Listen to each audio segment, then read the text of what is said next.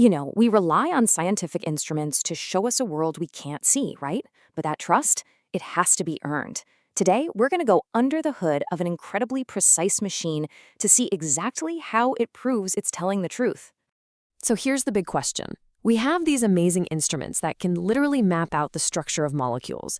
It's incredible stuff. But what if the machine is just slightly out of tune? The data it spits out could be misleading or maybe just flat out wrong.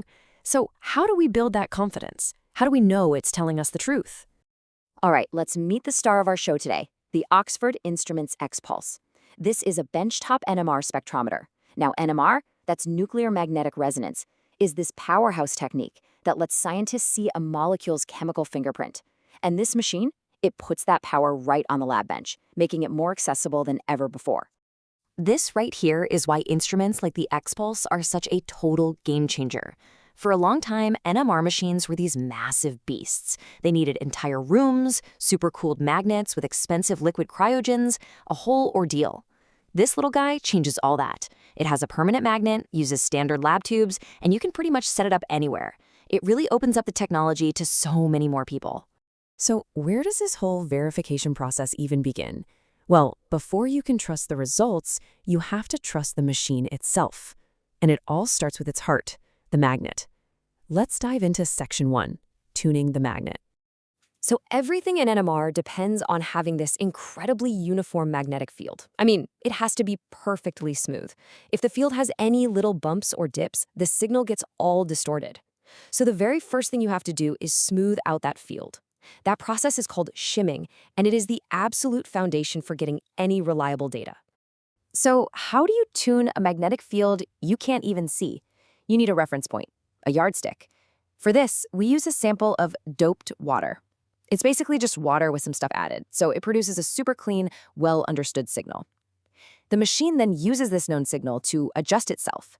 It's kind of like a musician using a tuning fork to tune their guitar. And here's the cool part. The process itself is actually incredibly easy for the user. You just pop in the doped water sample, fire up the software, and click Coarse Shim Overnight. This is a perfect example of how modern software automates what used to be a really complex manual job. You just tell the machine to do the hard work for you. And this is what you'd be looking at inside the SpinFlow software. You select the process, and the system gives you a little heads up, hey, this could take 4 hours. It's a total set it and forget it kind of thing. You kick off the process, go home for the night, and you come back in the morning to a perfectly tuned instrument. That patience really, really pays off. Of course, before it spends hours doing its thing, the software does a quick check. This little NMR signal detected message is the first checkpoint. It's the machine basically saying, okay, I see the doped water, I hear that tuning fork, now I'm ready to get to work. It's a simple step, but absolutely vital to make sure everything's good to go.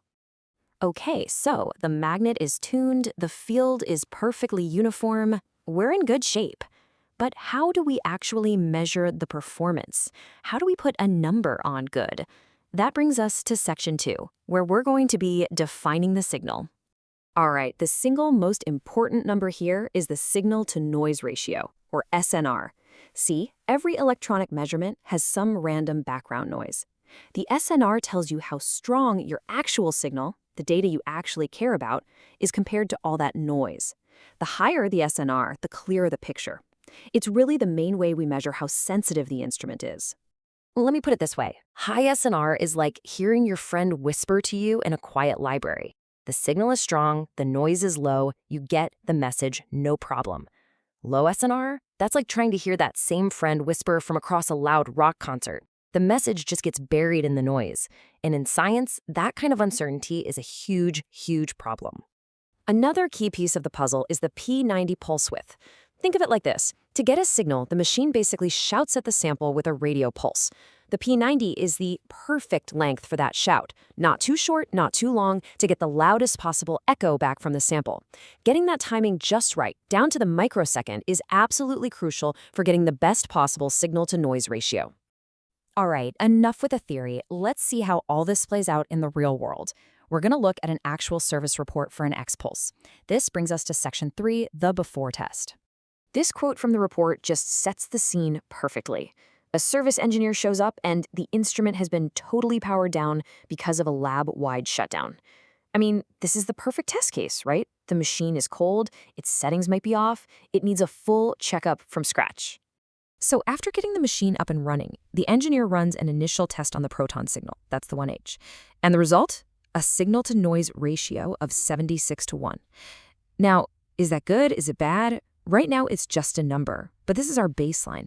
This is our before picture. And now for the payoff.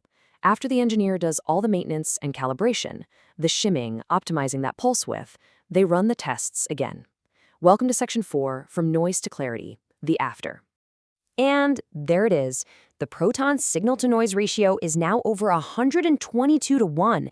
That is a massive improvement. The signal is way, way stronger and clearer compared to the background noise. This is the direct result of careful, methodical work.